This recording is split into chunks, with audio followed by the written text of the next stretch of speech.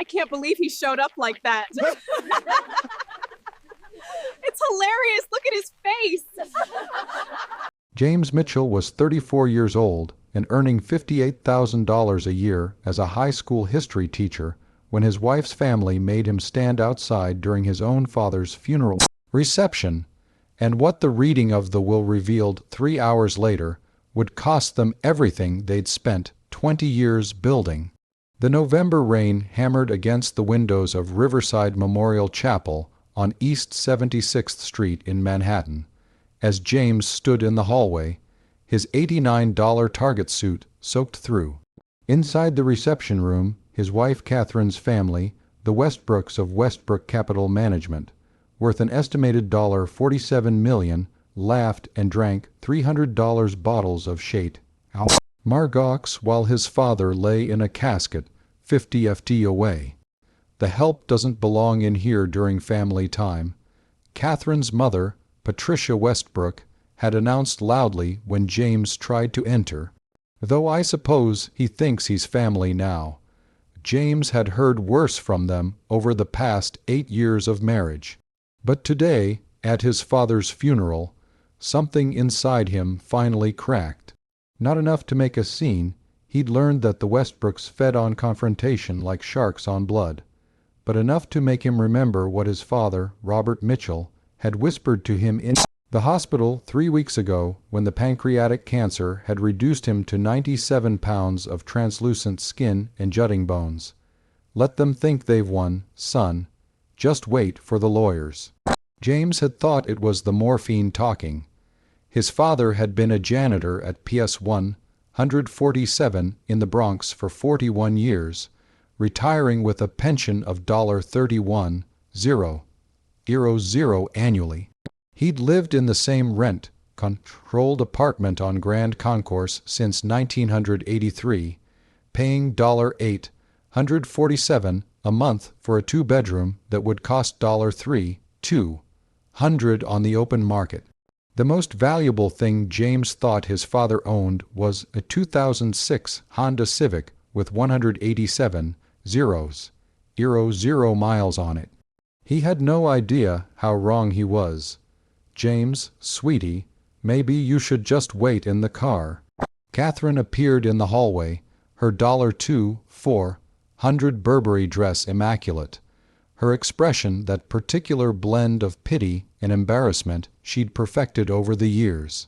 Daddy's telling the story about the time you tried to explain cryptocurrency to him at the country club, and everyone's laughing so hard. It's my father's funeral, Catherine. I know, baby, I know, but you know how my family is. Just give them an hour, okay? Then we'll go home and I'll make your favorite lasagna. Mr. Mitchell?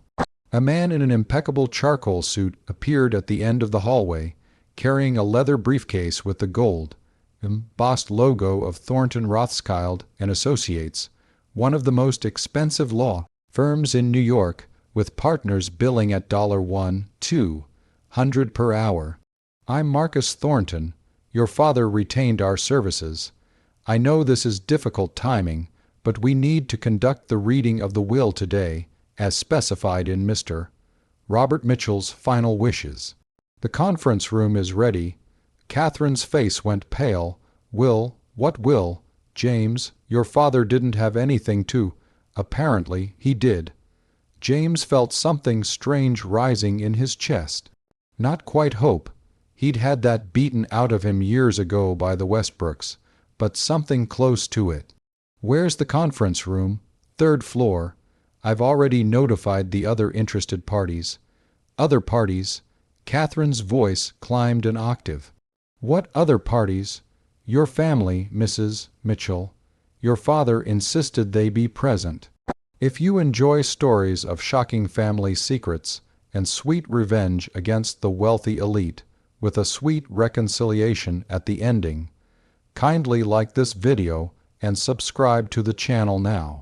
There are brand new stories here every day, each one more intense than the last one. And tell me in the comments where you are watching from.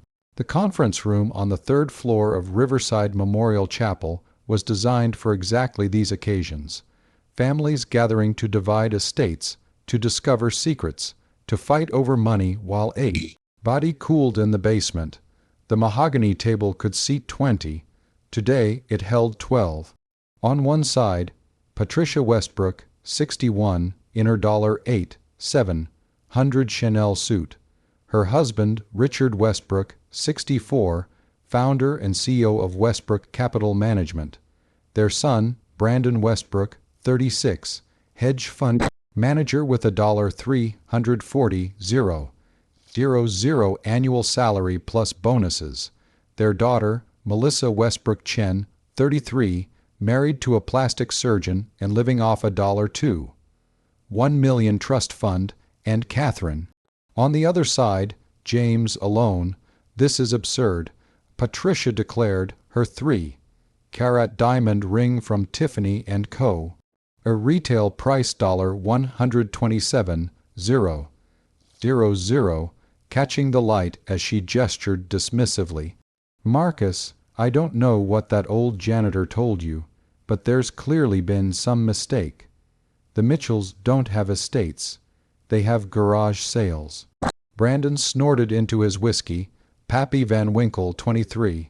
Year, $3,500 a bottle, which he'd brought from the reception. This is priceless, Dad. Can you imagine? Maybe he's leaving James his mop collection. Finally, something he's qualified to inherit. Brandon, Catherine said weakly, but she didn't look at James. She never looked at James when her family attacked him. Marcus Thornton remained completely professional, unmoved by the Westbrooks' sneering. He'd been a lawyer for 23 years, had handled estates worth hundreds of millions. He'd seen every variety of human greed and cruelty. But there was something in his eyes, just a flicker, that made James think the man knew exactly what was coming and was enjoying the anticipation. Ladies and gentlemen, he began, we're here for the reading of the last will and testament of Robert James Mitchell, deceased November 15, 2024, at Mount C Hospital. Mr. Mitchell worked with our firm for the past 18 years to structure his estate and ensure his final wishes were executed precisely. 18 years. Richard Westbrook frowned. That's impossible. Your firm charges what, $500 an hour minimum? Our standard rate is $1,200 per hour, Mr. Westbrook. Mr. Mitchell paid in full in advance for all services rendered. Total fees came to approximately $67,000 over the 18-year period. The Westbrooks exchanged glances. James felt dizzy. $67,000 in legal fees. His father, who clipped coupons from the Sunday newspaper, who bought day-old bread from the bakery on 188th Street, who had never in James's entire life taken a vacation that wasn't camping in Catskills, had spent $67,000 on lawyers. This is a scam, Patricia announced. I'm calling our attorney. You're welcome to do so, Mrs. Westbrook. However, I should mention that you are specifically named in the will, which is why your presence was requested. Leaving now would mean forfeiting your opportunity to hear what Mr. Mitchell had to say to you. That stopped her. The Westbrooks didn't forfeit anything. Marcus opened his briefcase and withdrew a thick document bound in navy leather. I'll begin with the preliminary statements. I, Robert James Mitchell, being of sound mind and body, do hereby declare this to be my last will and testament, revoking all previous wills and codicils. I have prepared this document with full knowledge of its contents and implications, having been advised by legal counsel at Thornton Rothschild and Associates for the past 18 years. James's hands were shaking. He pressed them flat against the mahogany table. First, I wish to address the financial inventory of my estate. At the time of this document's preparation, my total assets are valued at approximately $74.3 million. The room exploded. Patricia's champagne glass baccarat crystal, $1.85 per glass, shattered on the marble floor. Richard choked on his whiskey. Brandon's face went from smirking confidence to pale shock in under 3 seconds. Melissa grabbed her husband's arm, her perfectly manicured nails, weekly appointments at La Bella Vita, $150 per session, digging into his Armani suit jacket. Catherine just stared at James, her mouth opening and closing like a fish drowning in air. "That's impossible," Richard managed. $74 million from a janitor's salary. "This is fraud, this is." "Mr. Westbrook, I assure you every dollar is accounted for and legal," Marcus said calmly. Mr. Mitchell was quite thorough in his documentation. "Would you like me to continue?" "Yes," James heard himself say. His voice sounded distant, like it was coming from underwater. "Please, continue." Marcus allowed himself the smallest smile. "The source of my wealth requires explanation, as it will surprise those who knew me only as a custodial worker. In 1983, I inherited $127,000 from my uncle, Vincent Mitchell, who had no children of his own. Rather than spend this money, I invested it carefully and conservatively. I purchased a small apartment building in Williamsburg, Brooklyn, for $78,000, a neighborhood that was considered undesirable at the time. I lived frugally, continued working my job, and reinvested all rental income. James remembered that building. His father had sold it in 2005, and James had thought it was because he needed money for medical bills his mother had accumulated before she died. Over the next 41 years, I bought and sold 17 properties in Brooklyn, Queens, and the Bronx, always ahead of gentrification patterns. I purchased stock in Apple Computer in 1985 for $3 per share and held it through every split. I bought Amazon at $18 per share in 1997. I invested in Google's IPO in 2004. I purchased Bitcoin in 2011 when it traded at $7 per coin. I now hold 847 Bitcoin, currently valued at approximately $31. $2 million at today's market price of $36, $850 per coin. Brandon Westbrook looked like he was going to vomit. He'd spent the last 5 Christmases explaining to James very slowly, as if to a child, how cryptocurrency was a scam that only idiots fell for. I lived as a janitor because I enjoyed the work. I liked the students at PS 147. I liked having a purpose and a routine. I did not live frugally because I was poor. I lived frugally because I am not a fool. Every dollar I didn't spend on useless luxuries was a dollar that could grow, compound, and eventually provide security for my only son, James Robert Mitchell. James felt wetness on his cheeks and realized he was crying.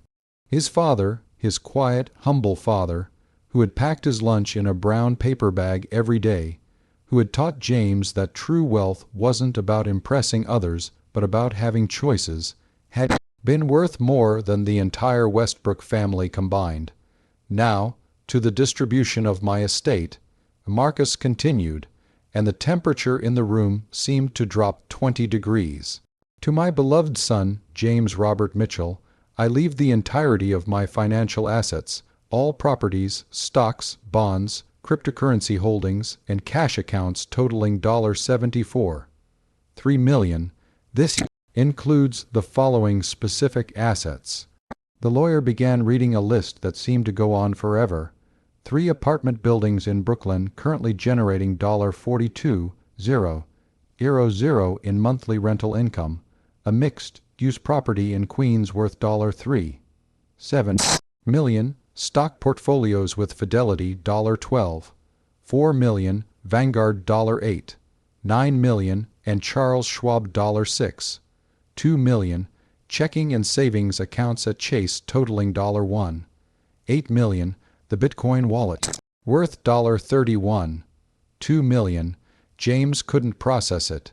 The numbers were too big, too impossible. This morning, he'd been a high school teacher who drove a 2012 Toyota Camry with a cracked windshield. Now he was worth more than most people would earn in 1,000 lifetimes. This is... Brandon slammed his hand on the table.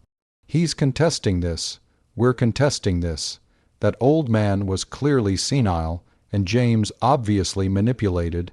Mr. Westbrook. Marcus's voice cut through the air like a knife.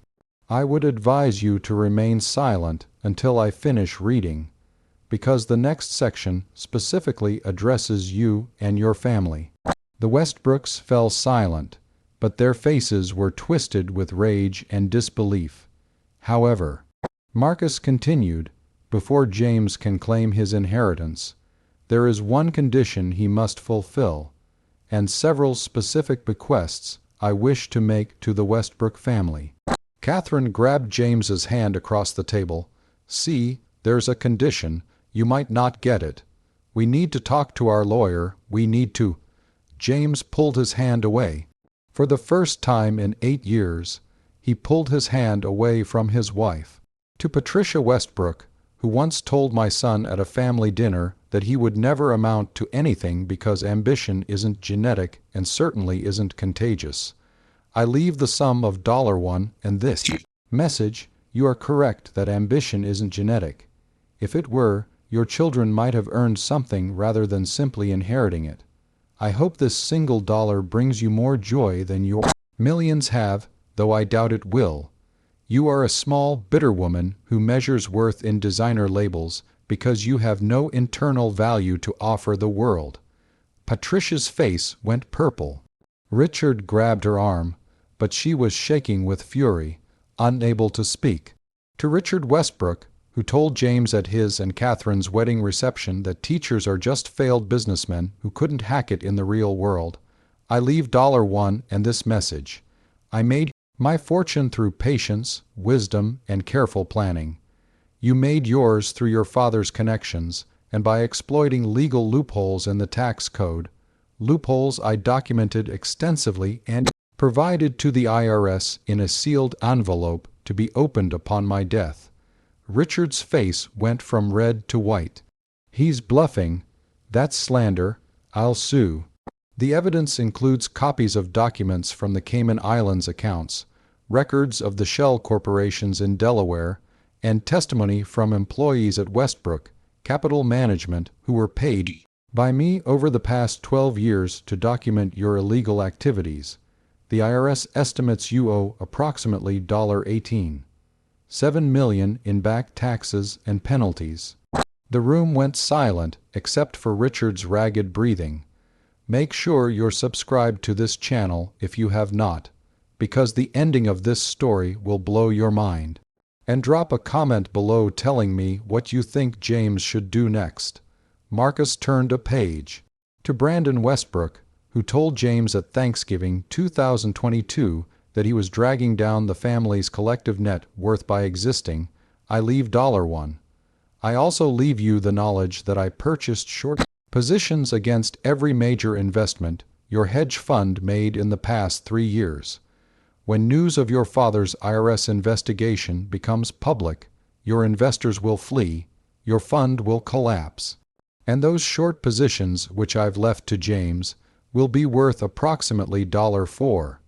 $3 million. Brandon looked like he might actually faint. To Melissa Westbrook Chen, who laughed when Catherine told her that James had asked for a raise at work because they were struggling to pay bills, I leave $1 and the information that your husband has been having an affair with his surgical nurse for the past 14 months. Her name is Amanda Rosenberg. She's 26 years old, and he's been paying for her apartment in Hoboken $3,400 per month, using money from the joint account you believe is for business expenses. I hired a private investigator 6 months ago when James mentioned you'd been particularly cruel to Catherine lately. I thought you might be dealing with problems at home. I was correct. Melissa's perfectly composed face crumpled. She turned to her husband, who wouldn't meet her eyes. And finally to my daughter-in-law, Catherine Mitchell, who I once hoped would be a true partner to my son. Marcus's voice softened slightly.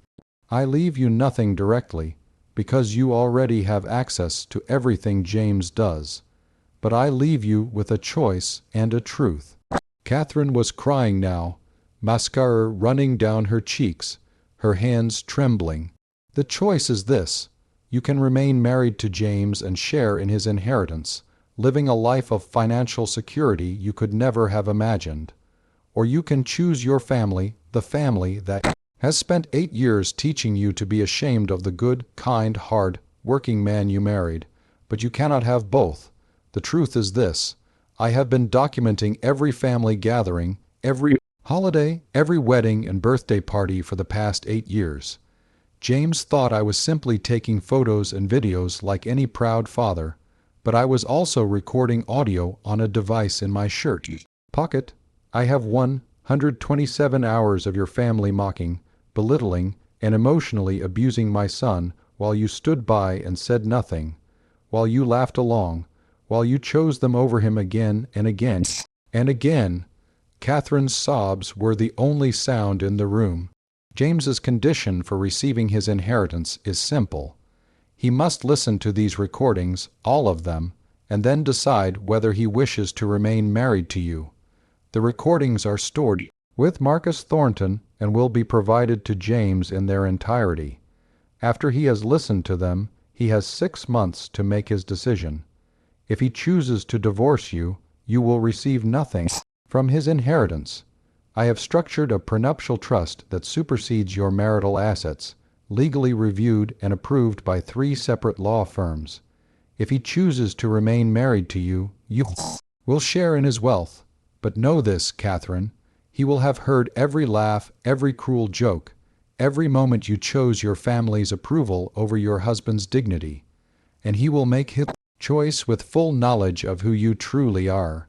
Marcus closed the will. That concludes the reading, Mr. Mitchell. I have the recordings on encrypted drives in my office. When you're ready, we can schedule a time for you to review them. James stood. His legs felt like water, but he managed to stay upright. He looked at his wife, her tear-stained face, her trembling hands, the Cartier watch wedding gift from her parents, $8,900 on her wrist that cost more than he made in 2 months.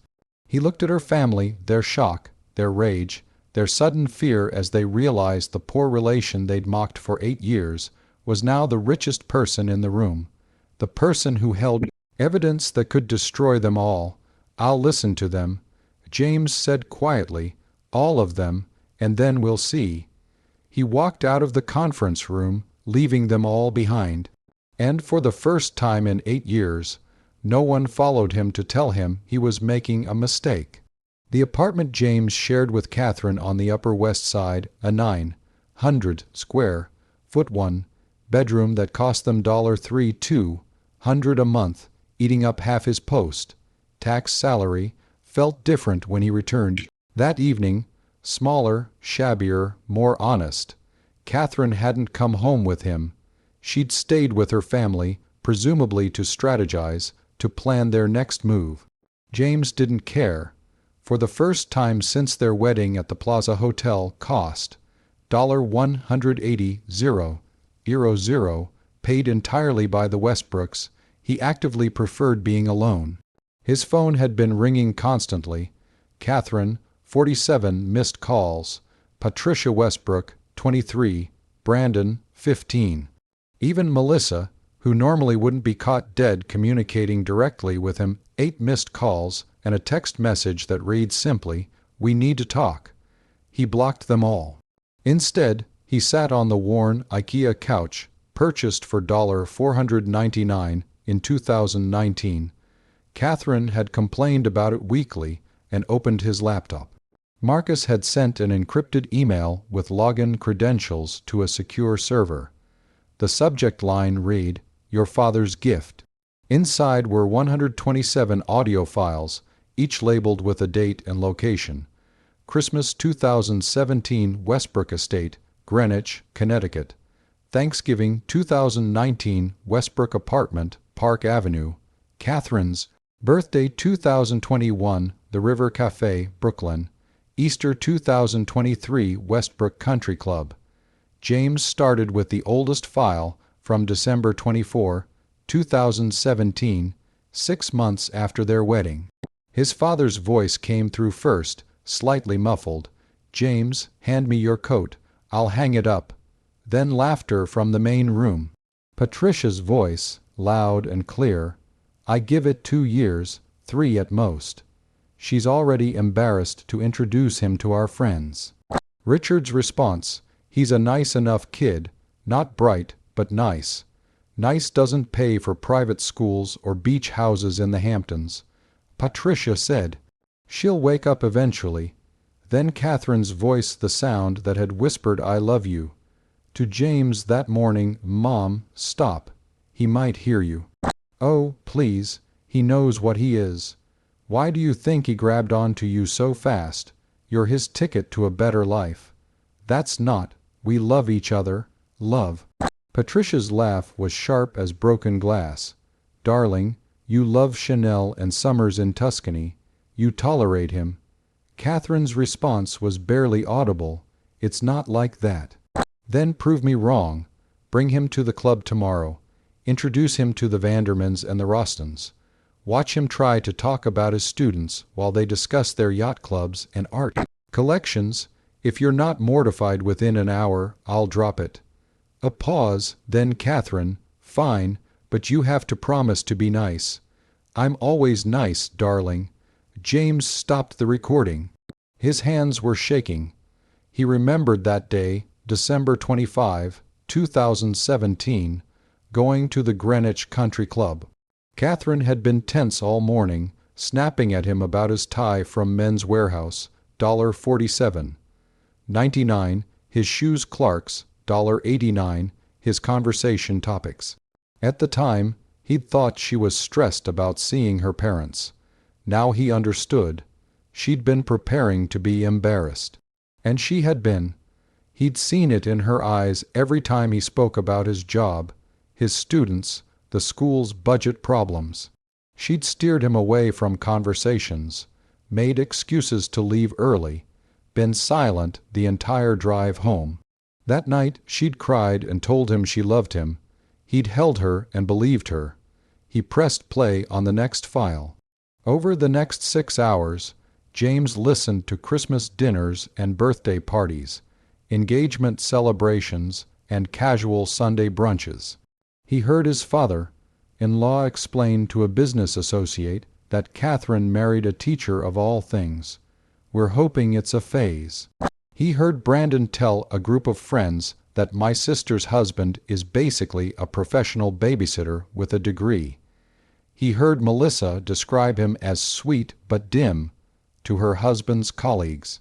And through it all, he heard Catherine not defending him, not arguing, not leaving, just agreeing softly, reluctantly sometimes, but always ultimately agreeing. "I know he's not what you wanted for me, Mom. He does try his best, even if his best isn't very impressive.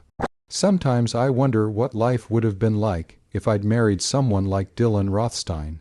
He started his own investment firm last year. I love James, but I'm not blind to his limitations." The worst came from Thanksgiving 2022, file number 76. James had asked his principal for a raise that week, $3,500 more per year, bringing his salary to $61,500. The principal had approved it. James had been excited to tell Catherine, proud that his work was being recognized.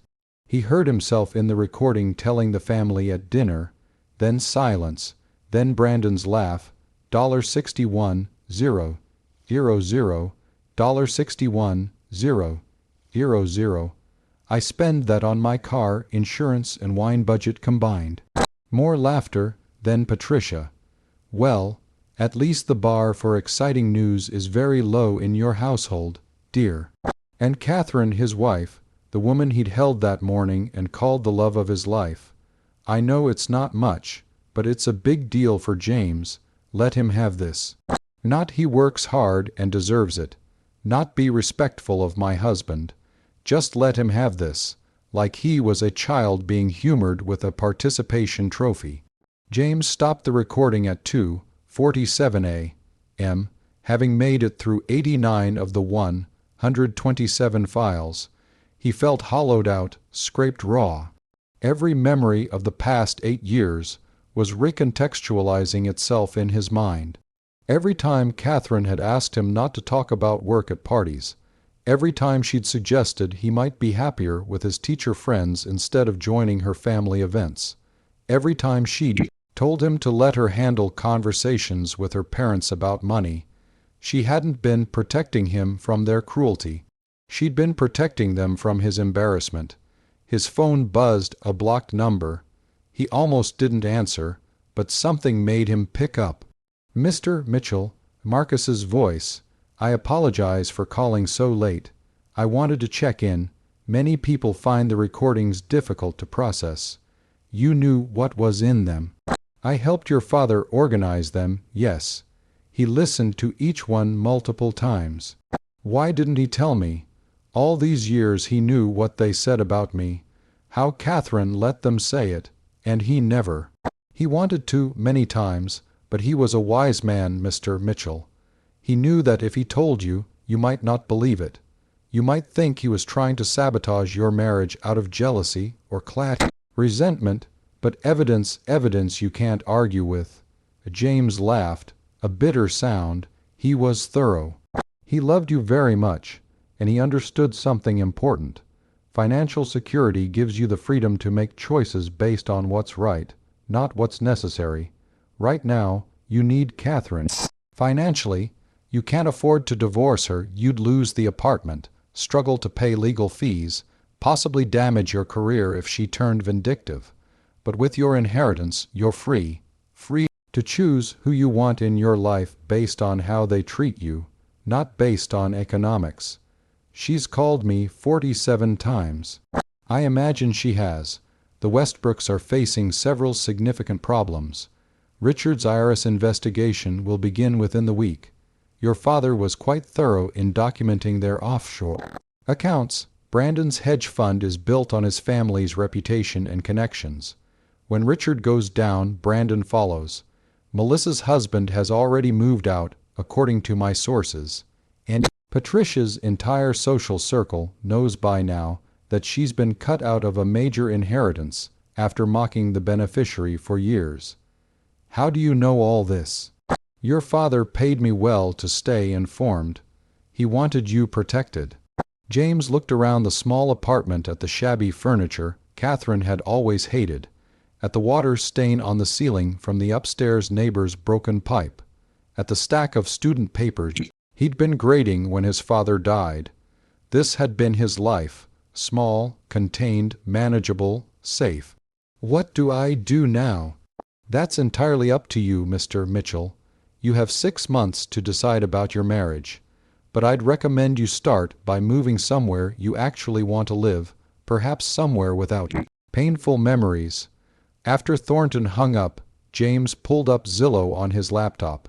He filtered for Manhattan apartments in his new price range, which was essentially unlimited. Penthouses in Tribeca, $12, $4 million. Luxury condos in Soho, $8, $9 million. Historic brownstones in the West Village, $15, $7 million. He could buy any of them in cash. The thought was dizzying. Instead, he searched for something simpler, a 3-bedroom apartment in Brooklyn Heights, near his father's old neighborhood. Exposed brick, large windows, a view of the Manhattan skyline, listed at $2, $3 million. He could buy it tomorrow without even denting his inheritance. His phone buzzed again. Catherine, from her mother's phone. "Please, James, we need to talk. I love you. I know I've made mistakes, but I love you." He stared at the message for a long time. Did she love him? Had she ever? Or had she loved the idea of a safe, controllable husband who would never threaten her family's dominance in their marriage? He opened file number 127, the most recent recording. His father's retirement party at PS 47, 6 months before his cancer diagnosis. Catherine had come reluctantly, complained about parking, spent most of the evening on her phone. He heard himself introducing Catherine to Mrs. Rodriguez, a colleague. "This is my wife, Catherine. Catherine, Mrs. Rodriguez teaches chemistry. Lovely to meet you," Catherine said. Then, to someone else, Brandon, visiting from the city for dinner afterward, "Can we leave soon? This is depressing." All these people celebrating someone's retirement after 40 years of making minimum wage. It's not minimum wage. Brandon's voice amused. It's slightly above minimum wage, very slightly. I don't know how James does it every day, surrounded by this mediocrity. Don't tell him I said that. Your secret's safe with me, though honestly, isn't he kind of the definition of... Brandon, stop. What? It's not mean if it's true. He's a nice guy, Catherine, but let's be honest. He's not going to change the world teaching teenagers about the Civil War. He's not going to make money. He's not going anywhere. You could have married Dylan Rothstein and been living in a penthouse with a Porsche Cayenne. Instead, you're in a one-bedroom walk-up with a guy who thinks Olive Garden is fine dining. A long pause, then Catherine, "I know, just that, I know. Not he's a good man, not I don't care about money, not I love him, just I know." James closed his laptop. Something in his chest, something that had been cracking slowly over the past 6 hours, finally broke completely. Not with anger, not with tears, just with a quiet, certain clarity.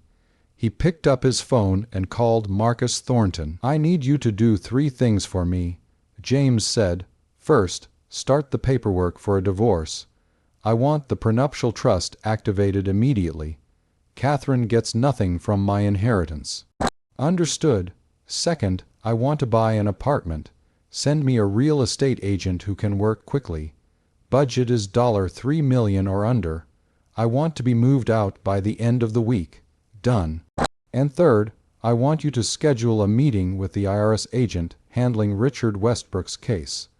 I have additional information that might be helpful to their investigation." There was a smile in Thornton's voice. "Your father would be proud, Mr. Mitchell. He always said you were kinder than the Westbrooks deserved, but never stupid." "I'm done being kind to people who think kindness is weakness. If you're enjoying this story, hit that like button and let me know in the comments what you would have done in James's situation. Catherine appeared at the apartment the next morning at 6:47 a.m., looking like she hadn't slept. Her $2,400 Burberry dress from the funeral was wrinkled, her makeup smeared. She still looked beautiful. She'd always been beautiful. But for the first time, James looked at her and felt nothing at all. "You're not answering my calls," she said, pushing past him into the apartment. "I've been busy." "James, please. I know you're angry. I know the will was shocking, but we can work through this. We're married. We love each other." "Do we?" She froze. "Of course we do. I love you, James. I know my family has been awful, but that's them, not me. I've always been on your side." File number 127. James said quietly, "Your brother asked you if you regretted marrying me instead of Dylan Rothstein. Do you remember what you said?" The color drained from her face. "You listened to them, all of them. Every single one. 127 files spanning 8 years of your family mocking me, while you stood by and agreed. I didn't. I was just trying to keep the peace. James, you don't understand what it's like with my family. If I defended you too much, they'd make it worse for both of us. You told your brother I was mediocre at my father's retirement party. I didn't mean.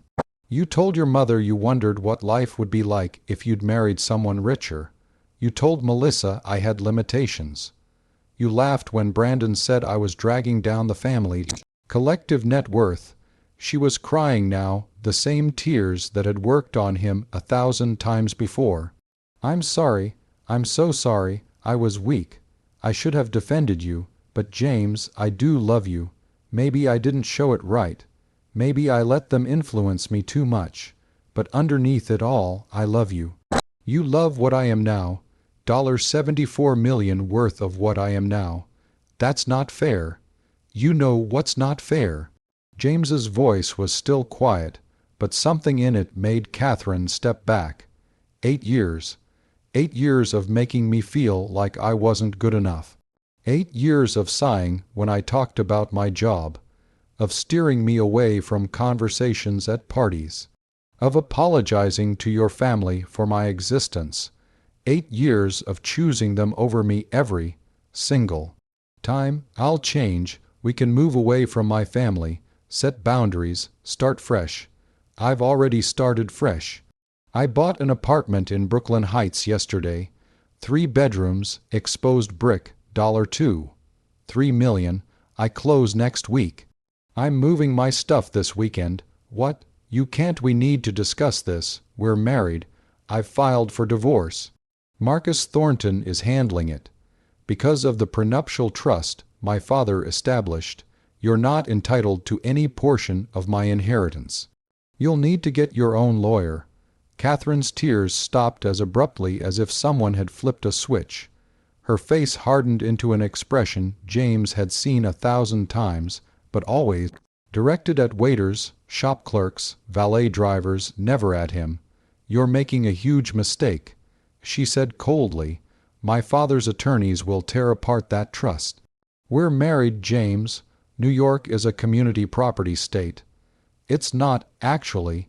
New York is an equitable distribution state, which means courts divide assets fairly, not necessarily equally.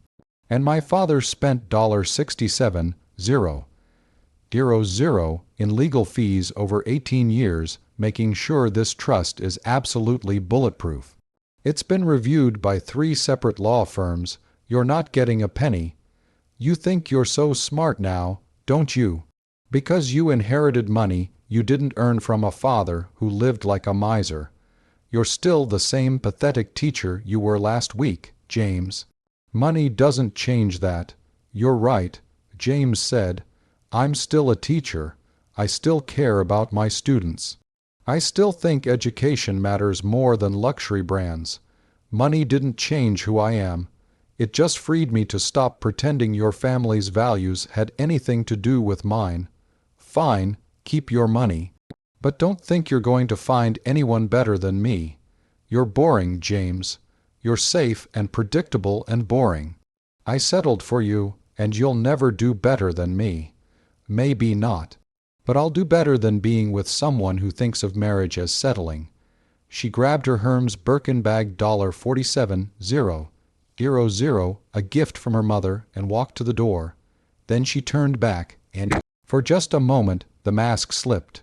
She looked lost, scared, younger than her 32 years.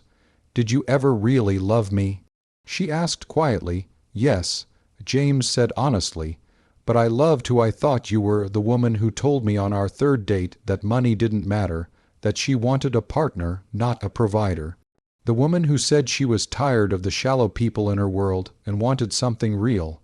I loved that woman with everything I had. I was that woman. No, Catherine.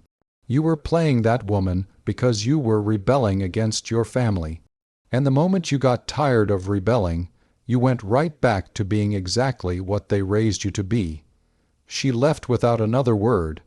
James stood in the empty apartment for a long time, feeling the weight of 8 years lifting off his shoulders like a physical thing. His phone buzzed with a message from Marcus.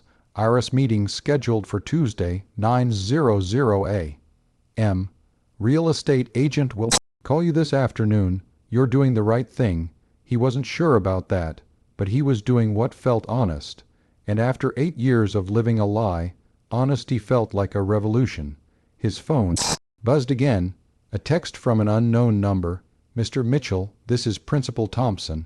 I heard about your father's passing. I'm so sorry for your loss. When you're ready to come back to work, we'll have a memorial fund in his name. The students loved him. He used to help them after hours when their parents couldn't afford tutors. Take all the time you need. James stared at the message. Students loved him. His father, the secret multimillionaire, had spent his free time tutoring kids who couldn't afford help, while the Westbrooks bought $47,000 handbags and mocked people who work for a living. He knew exactly what he was going to do with his inheritance. But first, he had some recordings to finish, a divorce to finalize, and a new life to build. 3 months after his father's funeral, James sat in a conference room at the headquarters of the Internal Revenue Service in Lower Manhattan, watching Richard Westbrook's world collapse in real time. Mr. Mitchell, these documents are extraordinarily detailed. Our special agent Sarah Chen said, spreading out the papers James had provided across the table. Offshore account statements, shell corporation filings, email correspondence with tax attorneys about hiding assets. How did your father obtain all of this? He paid Richard's executive assistant $125,000 over 12 years to copy files. James explained. Michelle Harris. She's prepared to testify. Richard treated her terribly, made her work 80-hour weeks at $47,000 a year, berated her constantly, fired her last month when she asked for a raise. She has every email, every document, every shred of evidence you'd need to prove systematic tax evasion going back to 2009. Agent Chen exchanged glances with her colleague, Agent Marcus Wu. Conservative estimate, Mr. Westbrook owes $18.7 million in back taxes and penalties. Criminal charges are likely. Tax fraud at this level typically carries a sentence of 3 to 7 years in federal prison. Good, James said simply. The investigation had moved quickly once James provided the evidence. Richard Westbrook was arrested on April 3, 2024, at his office in Midtown Manhattan. The news made the Wall Street Journal $4.99 per issue digital subscription, Bloomberg $39.99 per month, and the front page of the New York Times $25 per month for digital access. Hedge fund CEO arrested in $18.7 million tax fraud scheme. The headline screamed. Brandon's hedge fund, Westbrook Capital Partners, collapsed within days. Investors fled en masse, pulling out $247 million in assets. Brandon was forced to liquidate the fund, losing his $340,000 salary and his reputation in the industry. The short positions James's father had taken against Brandon's investments paid out exactly as predicted, $4.3 million, which James immediately donated to scholarship funds for underprivileged students in the Bronx. Melissa's divorce from her cheating husband had been finalized in March. She'd gotten the house in Connecticut valued at $3.2 million, but had to split their other assets. Her husband's affair had become public during the divorce proceedings, destroying his reputation at his practice. The surgical center where he worked had asked him to resign. Last James heard, Melissa was working as a yoga instructor in Westport, teaching classes at $35 per session. Patricia had become a social pariah. The story of how she'd mocked a janitor's son at his father's funeral, only to discover the janitor was worth more than her entire family, spread through Greenwich society like wildfire. 3 country clubs revoked the Westbrooks' memberships. Patricia's charity board positions were quietly eliminated. Her friends stopped returning her calls. James felt no satisfaction in their downfall, not joy, not triumph, just a quiet sense that the universe was rebalancing itself. What he felt instead was purpose. The Brooklyn Heights apartment he'd purchased had become his sanctuary. 3 bedrooms, 200 square feet, floor-to-ceiling windows overlooking the East River. He'd furnished it simply but comfortably. No designer labels, no status symbols, just a home that felt like him.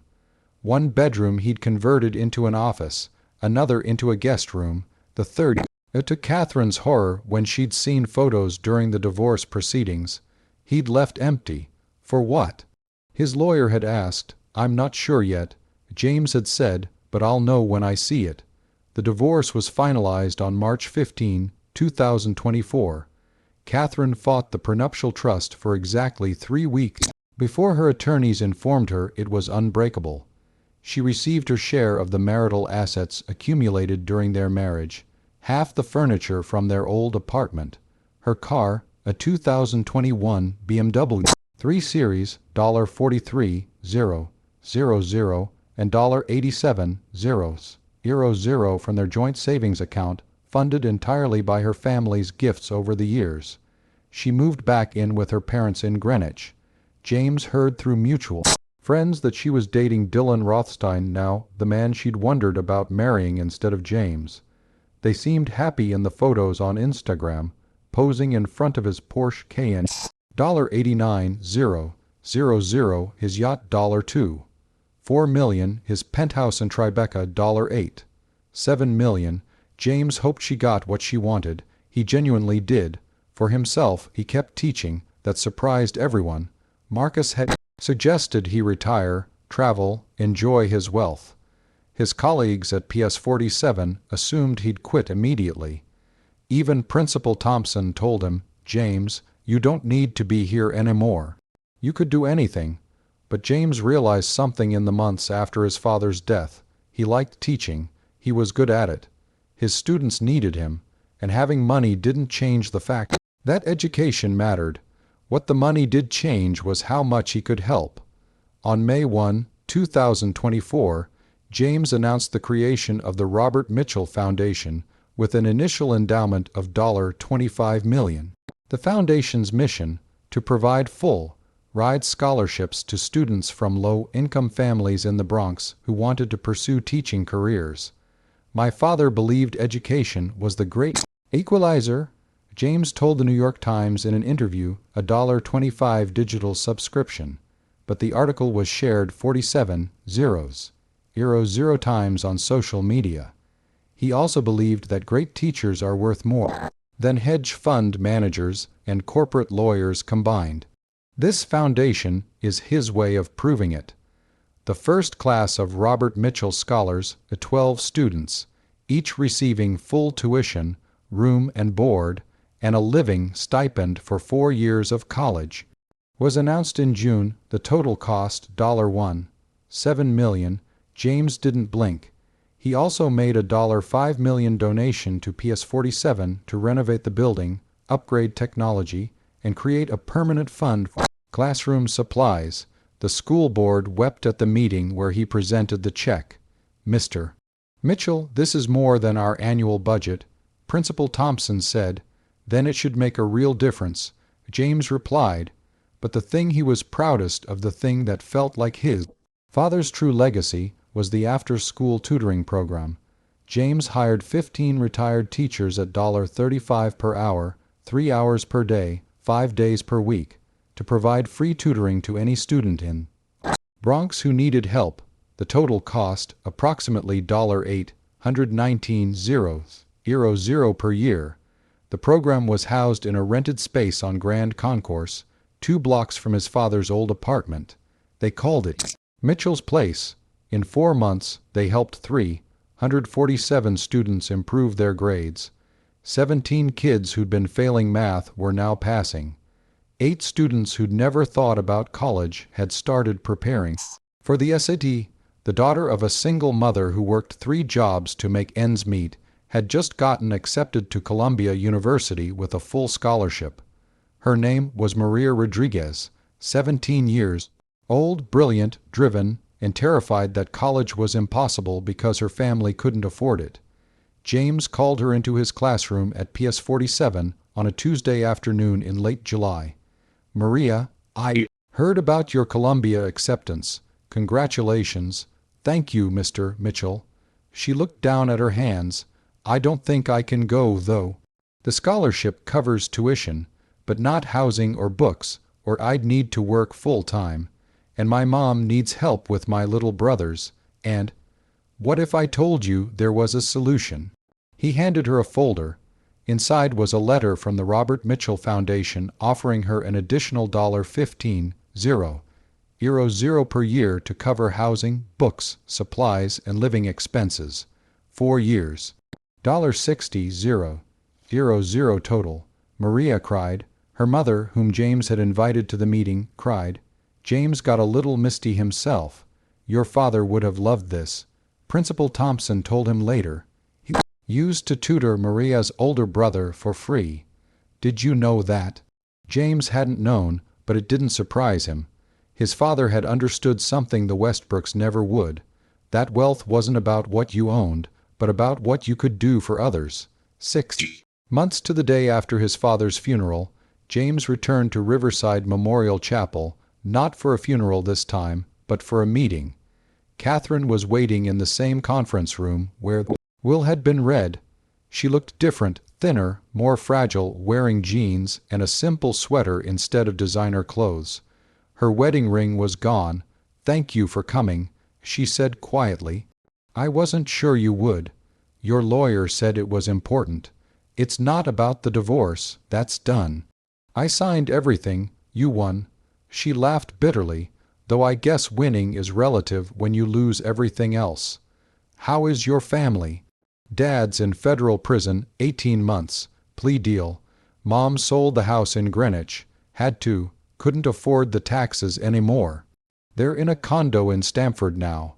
Brandon's working as a financial analyst somewhere in New Jersey, making $87,000 a year. He calls me drunk sometimes, crying about how we lost everything. And you? I'm a yoga instructor. 23 classes a week at $35 per class. I make about $42,000 a year, plus I'm finishing my certification to be a life coach. She met his eyes. "I'm actually happy, James.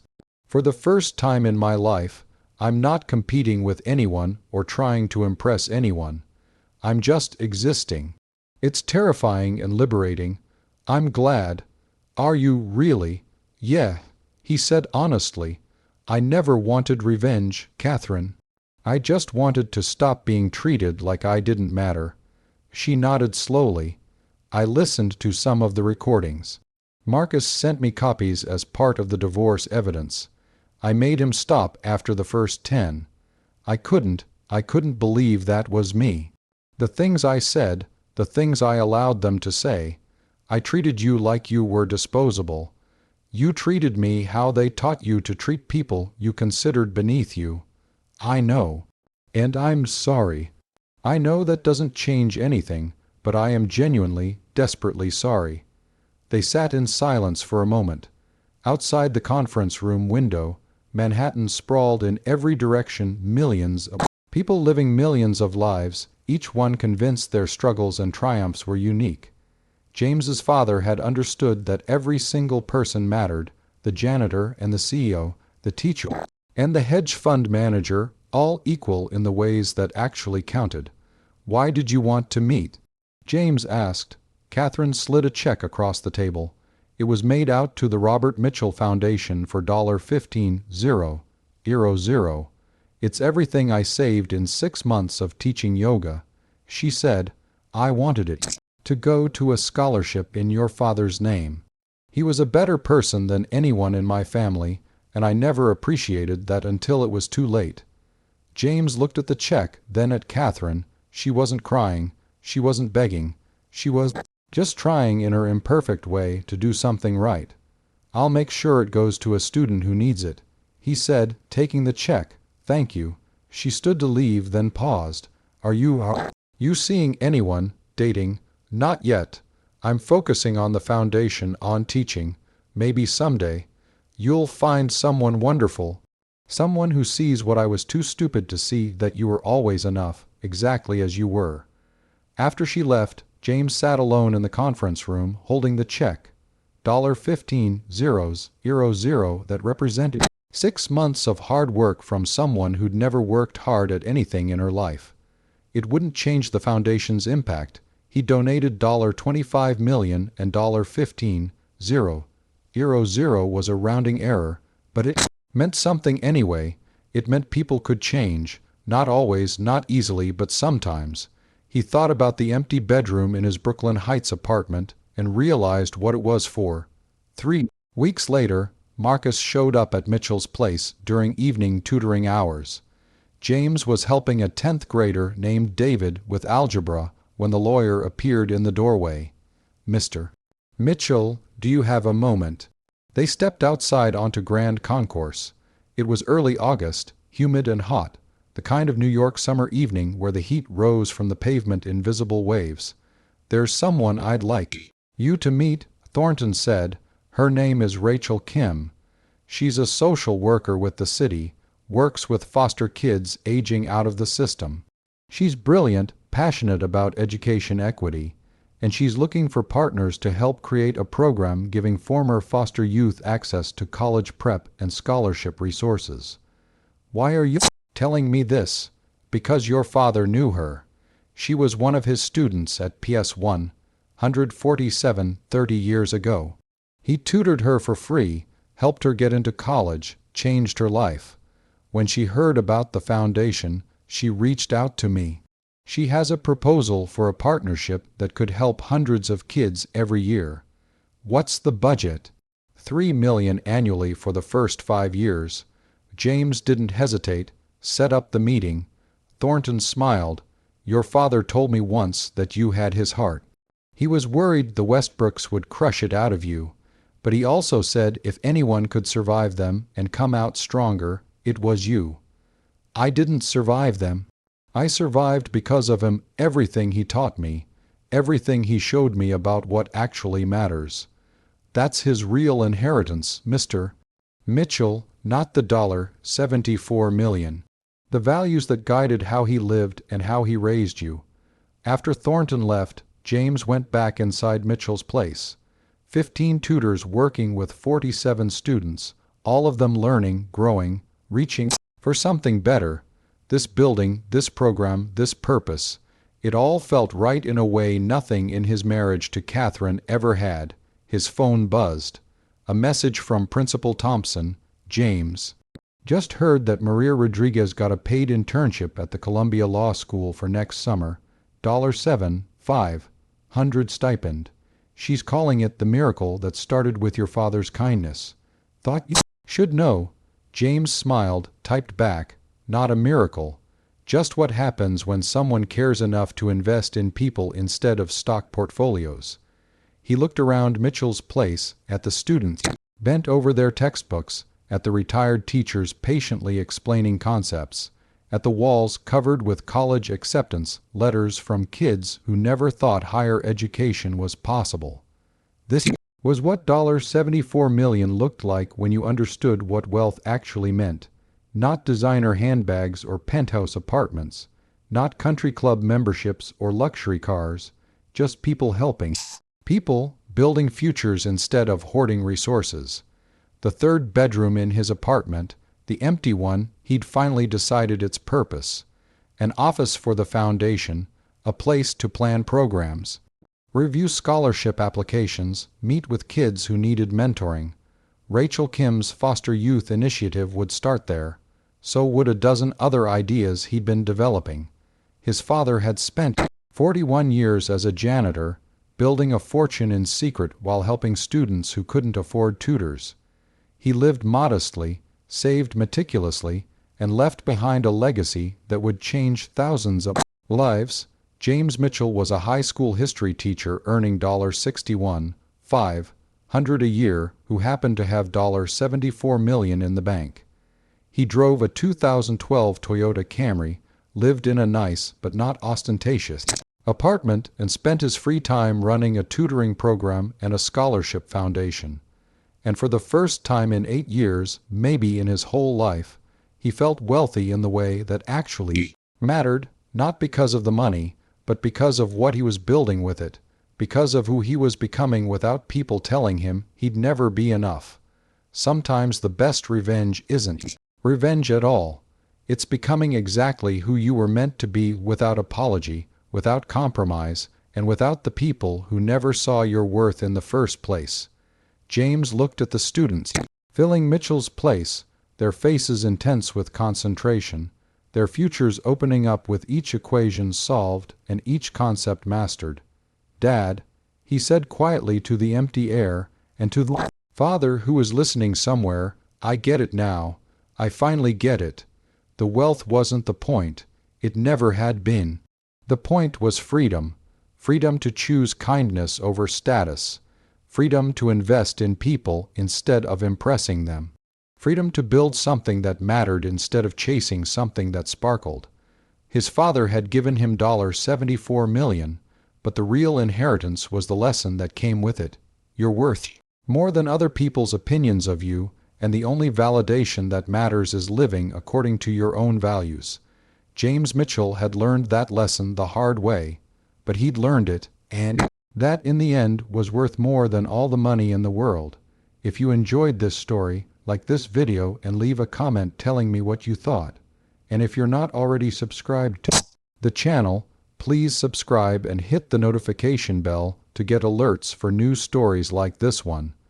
Thanks for watching, and I'll see you next.